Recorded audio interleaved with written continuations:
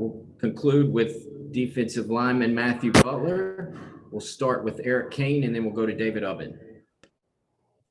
Hey, Matthew, what are your early impressions of Rodney Garner? I know you had only one day on the practice field, but in the meeting rooms and just kind of being around him as well. And second question, if you don't mind, your decision to come back to Tennessee and, kind of what was in that thought process for you? So for your first question with Coach Garner, I mean, he's very meticulous in the details, as he should be, not afraid to get on us and hold us to the highest standard, obviously, but he can obviously, y'all wouldn't know, but he can joke around, he can love us, he's a good dude. Not to mention he's just a veteran in the game. He's coached. I mean, I don't know the numbers, but he's coached as many draft picks as I know of.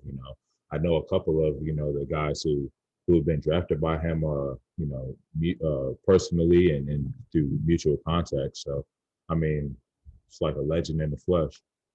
And the second question, just coming back, I mean, obviously, last year was not what anybody expected, wanted, needed, or hoped for. So we have unfinished business with the University of Tennessee football program, whether it's, last staff or this staff. Obviously, I made my decision with the last staff still in place, but, it's about the guys you're playing for, but even more so, it's about the guys you're playing with. So, and then just the pride of this university.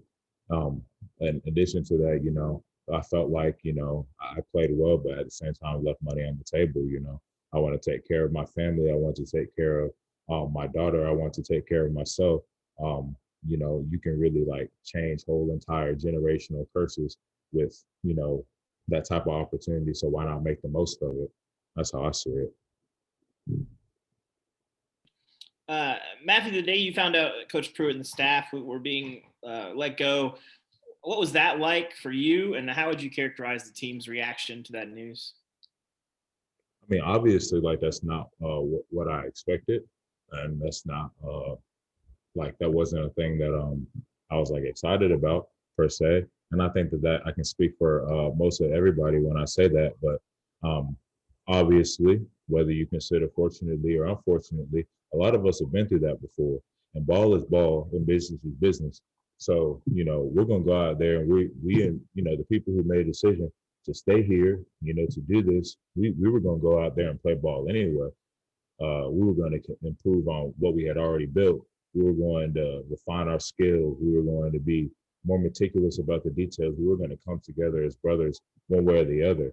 And then when you put a fantastic staff in place, which has been in place with Coach Heupel, and for me personally, Coach Garner and Coach E.T., and, the guys in the defensive, the defensive front room, obviously, that only makes a brotherhood, that only makes the incentive to be better as if you didn't already have an incentive already even higher. So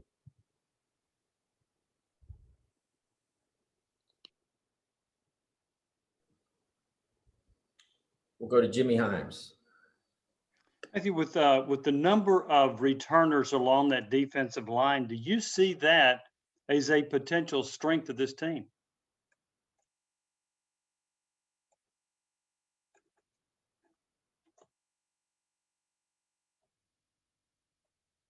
going to hold us to this standard. I'm going to paraphrase here, but Coach Garner, he always says that, he's going to be, the guy in that room. In other words, if you think you're holding yourself to an excellent standard, then he's going to want more out of you, and while a coach is supposed to do that, leaders are supposed to do that as well. So we're leading from the top down and from the bottom up. So that creates a team, a true team, a championship team. And also last year, after Coach Brumbaugh was let go and Coach Pruitt took over, how difficult, or was that difficult as an adjustment for the defensive line when that change transpired? I mean, I wouldn't say it was difficult. Like I said a moment ago, ball is ball and business is business. You can't let how you play ball. Well, actually, let me stop. How you play ball is going to affect your business, but The business shouldn't affect how you play ball. Things are going to happen. Sometimes people, may have a difference of opinion or a difference in coaching style, whatever the case may be. I'm not going to get into the nitty gritty details because I don't know them concerning last year. But, we stepped up, we responded. Obviously, as a whole team, we didn't respond the way that we wanted to. That's part of the reason why I'm back. Secondly, on that notion, like that's in the past, we have a whole new staff, whole new everything. So we're just trying to make it happen day by day on a team level, on an individual level. We all have something we're fighting for. We all have a reason why we get up in the morning.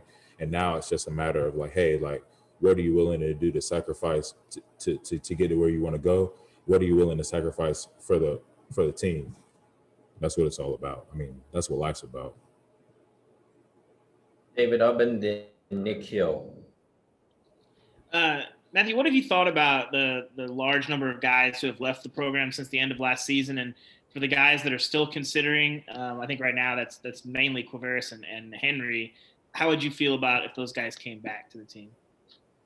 Hey, I mean, about the guys who have left, let's just be real here. I think that everybody, I don't even think it would be an exaggeration to say that everybody I can only speak for my class, in 2017 class, the last class under Butch, has considered leaving. Obviously, I mean, we don't have the situation that we want. But for the guys who have left, they have to do what's best for them.